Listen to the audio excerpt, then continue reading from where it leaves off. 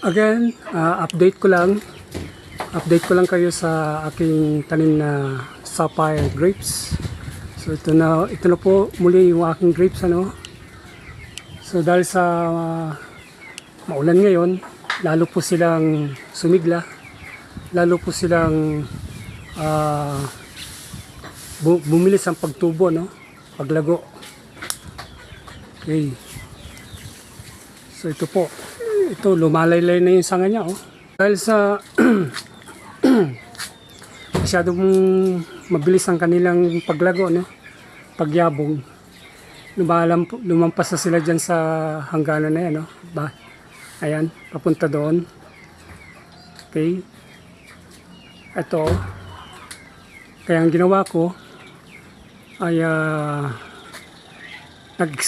nag-extend ako ng kanilang gapangan dito sa labas. Ayan, namili ako ng tubular. Ayun, ang winilding ko. Ayan, kasi tuloy-tuloy na po ang paglago nito. Abuti na ito ng 10 to 15 years, ano. So magiging mayabong na yan, tataba ng tataba, at every year mamumunga na po yan.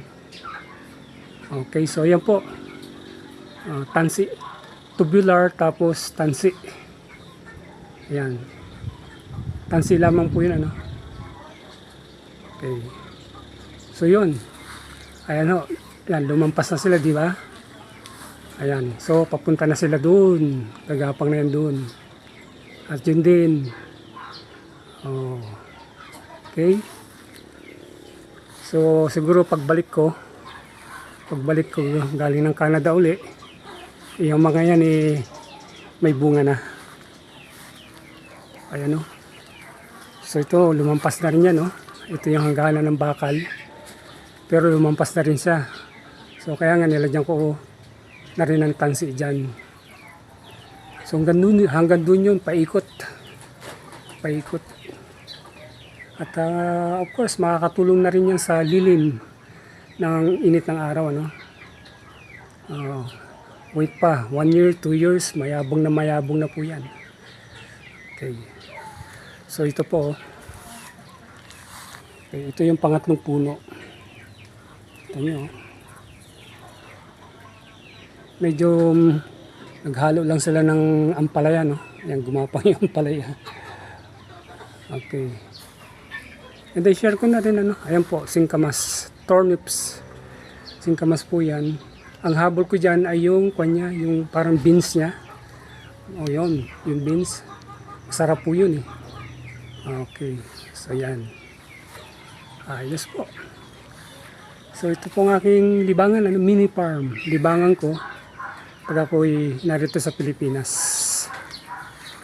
So pansinin niyo po yung pinakapuno niya, no. Napakataba na po. Okay, napakataba na ng kanyang puno. Kung di ako nagkakamali, kumbaga sa blue pipe PVC, di uno na po yan, ano, yung taba niya. Di uno. 1 inches. Yan. Taba. Okay, kaya po buhay na talaga yan. Tuloy-tuloy na po yan. Nakaka 3 to 4 years na po ito, no? Tagal-tagal na rin. So, ang taba ng puno niya, ayan, oh, yung mga sanga niya. So, papunta doon. Yung mga sanga niya, oh. Ang dami mga sanga-sanga. Alright.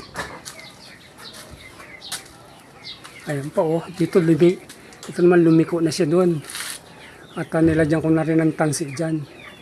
Actually, yung mga tubular na yan, matagal na rin yan, no? 4 years na yan. Talagang inabang ko na yan para paglaki nitong grapes, meron na silang gagapangan.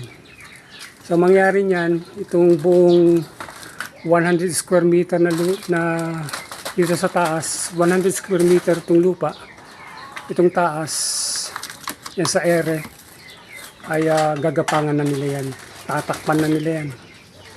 Pera lang doon sa bubungan ng bahay, syempre, no? Hindi kasali yan.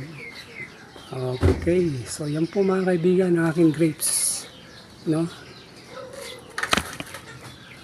So, yun yung pinakita ko kanina, pangatlong puno, no? Ganda ng dahon, no? Malusog na malusog. Kung ano yun eh, padry na yun, papatay na, pero naka-survive siya, no? Na-revive, naka-survive. At ang lagu-lago niya na, ganda ng dahon. Okay, so, yan po mga kaibigan, aking pong tanim na sapphire grapes. So maraming salamat muli at pinanood ninyo ang aking video. Update ko kayo sa mga susunod pa. Okay, salamat.